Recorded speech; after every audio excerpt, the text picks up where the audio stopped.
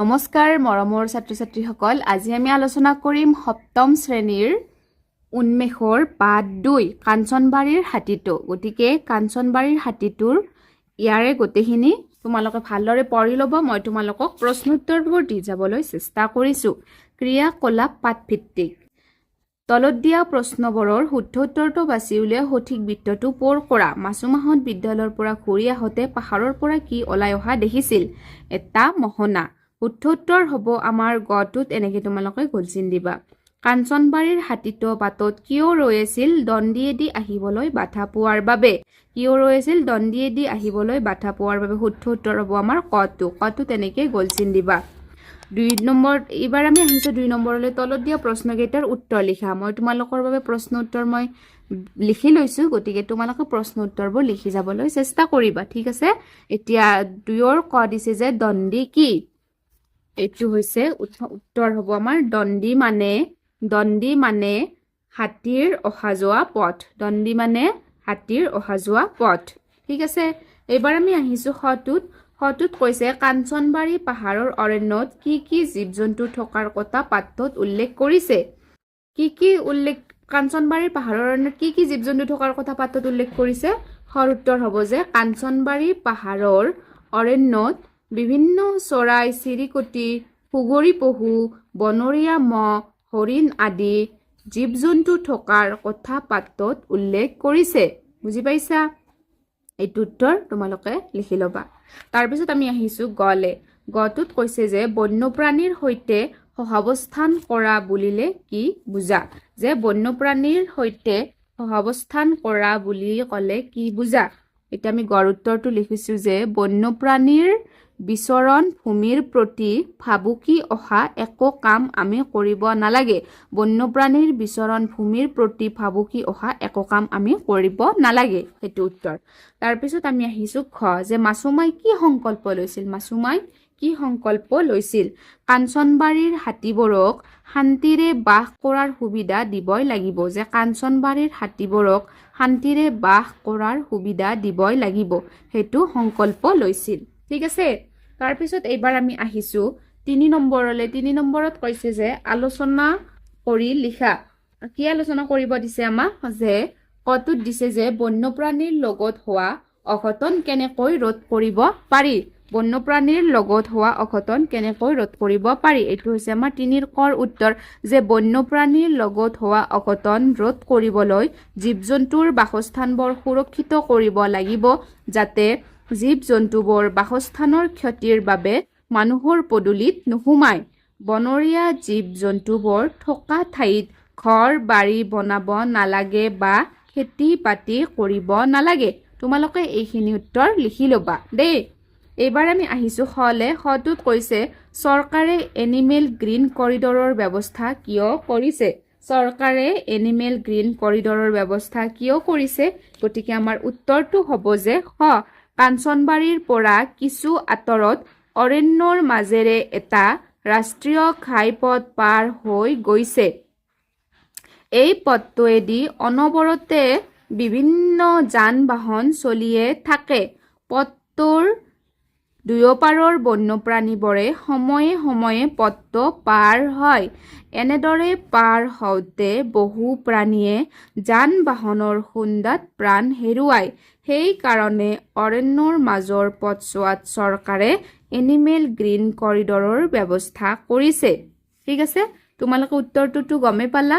সৰ উত্তৰটো যে কাঞ্চনবাৰীৰ পৰা কিছু আঁতৰত অৰণ্যৰ মাজেৰে এটা ৰাষ্ট্ৰীয় ঘাইপথ পাৰ হৈ গৈছে। এই পথটোৱেদি অনবৰতে বিভিন্ন যান বাহন চলিয়ে থাকে। পথটোৰ দুয়োপাৰৰ বন্যপ্ৰাণীবোৰে সময়ে সময়ে পথটো পাৰ হয়। এনেদৰে পাৰ হওঁতে বহু প্ৰাণীয়ে যান বাহনৰ খুন্দাত প্ৰাণ হেৰুৱায়। সেইকাৰণে অৰণ্যৰ মাজৰ পথছোৱাত চৰকাৰে এনিমেল গ্ৰীণ কৰিডৰৰ ব্যৱস্থা কৰিছে। গতিকে তোমালোকে উত্তৰবোৰ লিখি ল'বা, অ'কে? তাৰপিছত এইবাৰ আমি আহিছোঁ 4 নম্বৰলৈ। 4 নম্বৰটোত কৈছে যে বাওঁফালৰ শব্দৰ লগত সোঁফালৰ অৰ্থবোৰ আস্থানি মিলাও আহা। সহমৰ্মিতা মানে সহানুভূতি। তহিলং মানে কি? আমাৰ নষ্ট কৰা। সহাৱস্থান মানে শান্তিপূৰ্ণভাৱে একলগ হৈ থকা অৱস্থা। মোহনা মানে কি? মতা হাতী। শংকিত মানে কি? আমাৰ ভীত বা ভয় খোৱা। গতিকে তোমালোকে এইখিনি মিলাই ল'বা, ঠিক আছে? তাৰপিছত আমাক খটোত কৈছে যে ওপৰৰ প্ৰতিটো শব্দৰে একোটাকৈ বাক্য ৰচনা কৰা মানে ওপৰৰ যে আমাৰ এই শব্দকেইটা যে আছে এইকেইটা শব্দ দি আমাক বাক্য ৰচনা কৰিব দিছে ঠিক আছে গতিকে মই তোমালোকৰ বাবে বাক্য ৰচনা কৰি থৈছো এইটো যে সহমৰ্মিতা সহমৰ্মিতা মানে কি আছিল আমাৰ সহানুভূতি যে মানুহক সদায় সহানুভূতি দিব লাগে তহিলং তহিলং যে পাহাৰৰ গছ-গছনি কাটি তহিলং কৰিব নালাগে তাৰপিছত আৰু দিছে যে সহাৱস্থান মানুহে বন্যপ্ৰাণীৰ সৈতে সহাৱস্থান কৰিব লাগে তাৰপিছত দিছে যে আমাক মহনা এইটো এটা মহনা হাতী সংকিত আমি বন্যপ্ৰাণীক সংকিত কৰিব নালাগে বুজি পাইছা এইখিনি তোমালোকে লিখি ল'বা ঠিক আছে এবাৰ আমি আহিছো আমাৰ নেক্সট পেজলে নেক্সট পেজত তোমালোকে এইবিলাক বাৰু ইমান এটা হে ইম্পৰ্টেন্ট নহয় গতিকে তোমালোকে স্পেশালি এইখিনি চাবা দে যিখিনি আছে তোমালোকৰ মানে ভাষা অধ্যয়ন যে এইখিনি ব্যাকৰণ আৰু গতিকে প্ৰত্যেক কিতাপৰ ব্যাকৰণখিনি তোমালোকে সম্পূৰ্ণকৈ চাই যাবলৈ চেষ্টা কৰিবা যে পঢ়া আৰু মূৰ্ধন্য ষৰ ব্যৱহাৰ শিকো আহা সংগত মই পঢ়াই দিছো তোমালোকক সংগত হিহতে মানুহৰ অনিষ্ট কৰিবলৈ চেষ্টা কৰিব নেকি তাৰমানে মূৰ্ধন্য হ এটা চেষ্টা বানানটোতে মূৰ্ধন্য হ হৈছে নে ইয়াত অনিষ্ট বানানটোত মূৰ্ধন্য হ হৈছে নে গতিকে এইবিলাক কিয় হৈছে কিয় মূৰ্ধন্য হ হয় সেইবিলাক আজি আমি এই ভাষা অধ্যয়নৰ জৰিয়তে বুজি ল'ম বন্যপ্ৰাণীৰ প্ৰতি মানুহৰ মৰম স্নেহ য'ত য'ত বেছি মানে অলপ ডাঠ কৰি লিখি গৈছে সেইখিনি তোমালোকে লক্ষ্য কৰি যাবা বন্যপ্ৰাণীৰ প্ৰতি মানুহৰ মৰম স্নেহ টুটিছে অহিষ্ণুতা আৰু নিষ্ঠুৰতা বাঢ়িছে তেওঁ হাতীটোৰ ৰাস্তাটোতে বিচৰণ কৰি আছিল বন্যপ্ৰাণীৰ সৈতে সহাৱস্থান কৰিবলৈ বুজাব লাগিব ওপৰৰ বাক্যকেইটা ডাঙৰ হৰফেৰে লিখা শব্দত থকা যুক্তাক্ষৰবোৰ ভাঙি চাও আহা মৰিনা সৈত্যস্তত কি যুক্তাক্ষৰটো তোমালোকে ভাঙিব জানা সৰুতে শিকিছা চাগে এইবিলাক মৰিনা হ যোগ মৰিনা ত মৰিনা হৈথাস্থ মানে মৰিনা হৈথাস্থ আৰু মৰিনা হ যোগ থ মৰিনা হৈনাস নটোত মৰিনা হ যোগ ন ইয়াত মৰিনা হৰ লগত কি হৈছে মৰিনা ত মৰিনা থ মৰিনা ন যোগ হৈছে ঠিক তেনেদৰে দন্ত্য হৈথাস্থৰ লগত দন্ত্য হ যোগ ত দন্ত্য হৈথাস্থৰ লগত দন্ত্য হ যোগ থ দন্ত্য হৈনাসনৰ লগত দন্ত্য হ যোগ ন দন্ত্য হৰ লগত কি হৈছে দন্ত্য ত দন্ত্য দন্ত্য ন যোগ হৈছে জানো আহা এটা আমি জানিম যে মদিনা হৰ লগত ত বৰ্গৰ মদিনা হৰ লগত ত বৰ্গৰ মদিনা ত মদিনা থ মদিনা দ মদিনা থ মদিনা ন হে যোগ হয় যেনে কষ্ট দুষ্ট নষ্ট ষষ্ঠ কনিষ্ঠ জ্যেষ্ঠ গৰিষ্ঠ কৃষ্ণ তৃষ্ণা বিষ্ণু সহিষ্ণু ইত্যাদি গতিকে এইবিলাক নিয়ম তোমালোকে মুখস্থ কৰি থবা দে মানে মদিনা থৰ ব্যৱহাৰ মূৰ্ধন্য ষৰ ব্যৱহাৰ ক'ত কেতিয়া কেনেকৈ হয় ঠিক আছে ঠিক তেনেদৰে এইকেইটা যে পঢ়িছো এইকেইটাত মানে এতিয়া দন্ত্য হৰ লগত দন্ত্য ত বৰ্গৰ দন্ত্য ত দন্ত্য থ দন্ত্য দ দন্ত্য থ দন্ত্য ন হে যোগ হয় যেনে অস্ত বস্তা শাস্তি প্ৰস্তুতি স্থল স্থান অস্থি প্ৰস্থান স্নান স্নায়ু স্নেহ স্নগ্ধ ইত্যাদি এইবিলাক চাই ল'বা তলৰ শব্দকেইটা পঢ়া আৰু মদিনা হৰ আগত কি আখৰ আছে চোৱা যেনে বৰহা ঠিক আছে মদিনা হৰ আগত ৰ আছে যেনে বৰহা মদিনা হৰ আগত ৰ আছে হৰহ মদিনা হৰ আগত কি আছে ৰেফ মদিনা হৰ আগত ৰেফ বা ৰ আছে এতিয়া ধৰ এটা ঋষি বানানটোত মদিনা হৰ আগত কি আছে ৰি আছে কৃষক মদিনা হৰ আগত কি আছে ৰি আছে ৰিকাৰ আছে নে নাই গতিকে জানো আহা যে ৰি বা ৰিকাৰ আৰু ৰ বা ৰেফৰ পেছত সদায় কি হয় মদিনা হ হয় গতিকে তোমালোকে এইখিনি পঢ়ি কি বুজি পালা যে মদিনা হ কেইটা হয় আৰু দন্ত্য হ কেতিয়া হয় ন যেনে ঋষ বৃষ বৰষুণ বৰ্ষ ইত্যাদি পঢ়া আৰু দন্ত্য হৰে আৰম্ভ হোৱা ধাতুৰ আগত কি উপসৰ্গ লগ লাগিছে চোৱা যেনে বিষম বচিগাৰে বি যোগ সম প্ৰতিষ্ঠ প্ৰতি যোগ স্থা সুষম সু যোগ ম অনুষ্ঠান অনুযোগ স্থান গতিকে এইটোত ইকাৰান্ত উপসৰ্গৰ লগত হৰে আৰম্ভ হোৱা ধাতু লগ লাগিছে প্ৰতিষ্ঠাত কি লগ লাগিছে ইকাৰান্ত উপসৰ্গৰ লগত হৰে আৰম্ভ হোৱা ধাতু লগ লাগিছে সুষমৰ লগত কি হৈছে উকাৰান্ত উপসৰ্গৰ লগত হৰে আৰম্ভ হোৱা ধাতু লগ লাগিছে অনুষ্ঠানৰ লগত উকাৰান্ত শব্দৰ লগত হৰে আৰম্ভ হোৱা ধাতু লগ লাগিছে জানো হা ইকাৰান্ত আৰু উকাৰান্ত উপসৰ্গৰ লগত দন্ত্য হৰে আৰম্ভ হোৱা ধাতু লগ লাগিলে সেই দন্ত্য হ মূৰ্ধন্য হ লৈ ৰূপান্তৰিত হয় গতিকে এইখিনি তোমালোকে চাই ল'বা ঠিক আছে বুজিতো পাইছাই ন বুজি পাইছা আৰু তোমালোকে ভালদৰে চাই ল'বা গতিকে তেনেদৰে আৰু গোটেইখিনি তোমালোকৰ ইয়াত কি দিছে ইয়াতে কি হৈছে পৰা আৰু কাৰ সলনি মদিনা হৈছে মানে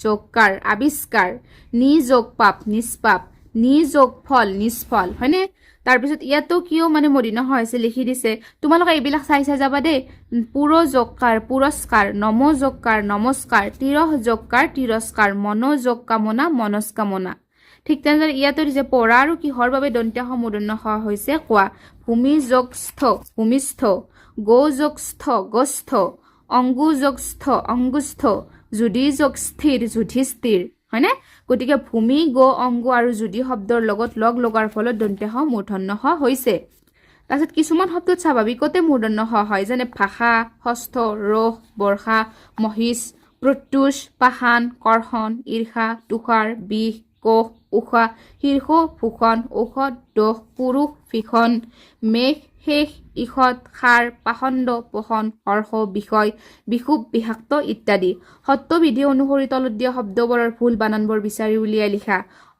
বাৰু ইয়াৰ পৰা ভুলবোৰ আমাক উলিয়াব দিছে তোমালোকে চাই ল'বা আৰু এবাৰ 8 নম্বৰত মই এটা বস্তু দিছো যে তোমালোকক পাঠটোত হাতীৰ দণ্ডিৰে অহা যোৱা কৰাৰ ফলত মানুহ আৰু হাতীৰ সংঘাত সৃষ্টি হোৱাৰ কথা পাইছা গতিকে এনে সমস্যাৰ সন্মুখীন হোৱা সমস্যাৰ সমাধান বিচাৰি মাছুমাহতে লিখা আবেদন পত্ৰখন পঢ়োৱা হওক গতিকে চেপ্টাৰটোত তোমালোকে আবেদন গতিকে আবেদন কেনেকৈ লিখে তোমালোকে এইখন চাই থবা দেই পৰীক্ষাত আহিব পাৰে আৰু তেতিয়া তোমালোকে মানে আবেদন লিখিব জানা হ'ব মানে আজি ইয়াতে অৰণ্য তেতিয়া যিকোনো সমস্যাৰ বাবে লিখিব জানা হ'বা প্ৰতি ফাৰ্ষ্ট কি লিখে প্ৰতি লিখে তাৰপিছত অকণমান গ্যাপ এৰি মাননীয় বন বিষয়া আঞ্চলিক কাৰ্যালয় বন বিভাগ কাঞ্চনবাৰী তাৰিখ যিমান তাৰিখ আছিল আৰু তোমাৰ যিটো তাৰিখ হয় সেইটো লিখিবা বিষয় কাঞ্চনবাৰীৰ পথত পহৰাৰ ব্যৱস্থা কৰা আৰু বন্যপ্ৰাণীক সুৰক্ষা প্ৰদান কৰাৰ বাবে আবেদন মহাশয় অকণমান গ্যাপ এৰিব লাগিব সন্মানপূৰ্বক বিনীত নিবেদন এই যে আমি বিদ্যালয়লৈ অহা যোৱা কৰাৰ পথত প্ৰায়ে কাঞ্চনবাৰীৰ পাহাৰৰ পৰা অহা হাতীয়ে বিচৰণ কৰে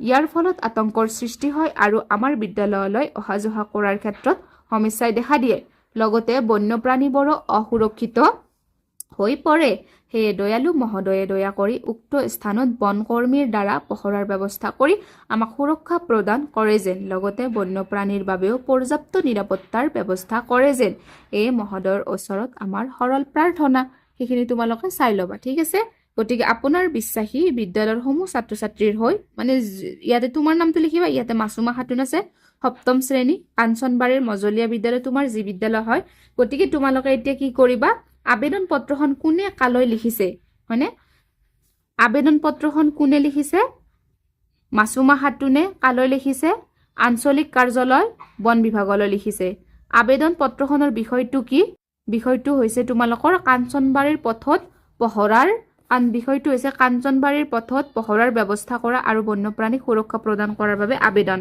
আবেদন পত্ৰত কি কি সমস্যাৰ কথা উত্থাপন কৰিছে যে আবেদন পত্ৰখনত আমাৰ কি হয় বুলি কৈছে যে বিদ্যালয়লৈ অহা যোৱা কৰাৰ পথত কাঞ্চনবাৰীৰ পাহাৰৰ পৰা অহা হাতীয়ে বিচৰণ কৰে আৰু ইয়াৰ ফলত আতংকৰ সৃষ্টি হয় আৰু বিদ্যালয়লৈ অহা যোৱা কৰাৰ ক্ষেত্ৰত ল'ৰা ছোৱালীক সমস্যাই দেখা দিয়ে আৰু লগতে বন্যপ্ৰাণীবোৰো অসুৰক্ষিত হৈ পৰে গতিকে তোমালোকে এনেকৈ লিখিবলৈ চেষ্টা কৰিবা শিকিবা তেতিয়া তোমালোকে কেতিয়াবা ধৰ তোমালোকৰ স্কুলত কিবা অসুবিধা হ'ল তেতিয়া তুমি যদি হেডমাষ্টাৰলৈ যদি এখন আবেদন লিখিব লাগে তেতিয়াই পাৰিবা গতিকে এনেকৈ লিখিবলৈ চেষ্টা কৰিবা ঠিক আছে গতিকে ভিডিঅ'টো আজিলৈকে ইমানখিনি আছিল তোমালোকে যদি ভিডিঅ'টো চাই ভাল পালে প্লিজ এটা লাইক কৰিব আৰু মোৰ চেনেলটো ছাবস্ক্ৰাইব কৰিব ধন্যবাদ